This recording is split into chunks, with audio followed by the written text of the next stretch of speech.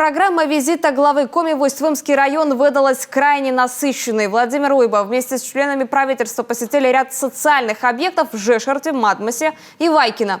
Везде успели пообщаться с местными жителями. Александра Головина о продуктивной поездке в Усть-Вым. Отправная точка – Жешерская школа номер 3. 1 сентября она распахнет свои двери для 420 учеников, и 40 из них – первоклашки. Трехэтажное здание 90-х годов постройки к новому учебному году освежит косметический ремонт.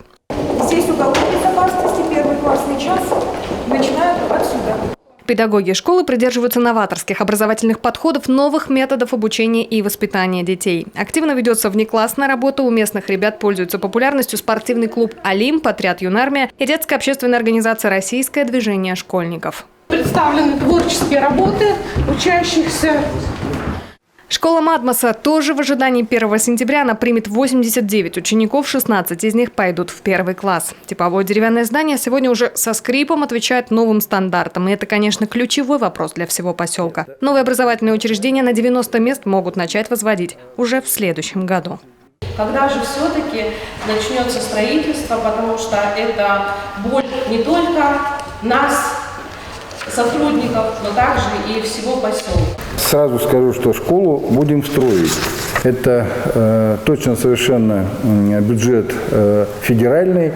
И самое важное сейчас нам, условно говоря, встроиться в те программы, которые на федеральном уровне на сегодняшний день есть.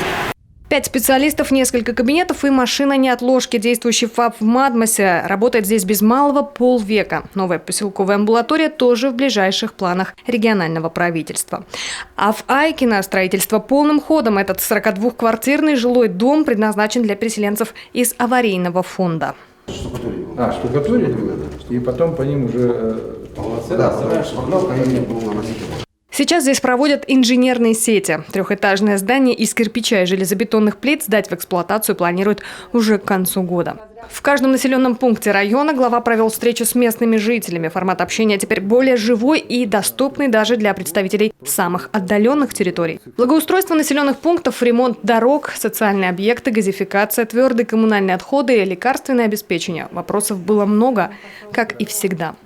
По результатам каждой абсолютно встречи я даю поручения, по которым идет жесткий контроль исполнения. И даже если мы с вами сегодня не найдем решения, бывают вопросы, по которым сразу решение не найдется. Это не значит, что этот вопрос будет выброшен на обочину и про него забудут. Вопрос будет все равно в протоколе наших встречи сегодняшней. Он будет иметь ответственного исполнителя с конкретным сроком. Каждое обращение правительства Коми проработает с администрацией муниципалитета. Исполнение поручений глава республики держит на особом контроле. Александра Головина, телеканал Юрган, Усть-Вымский район.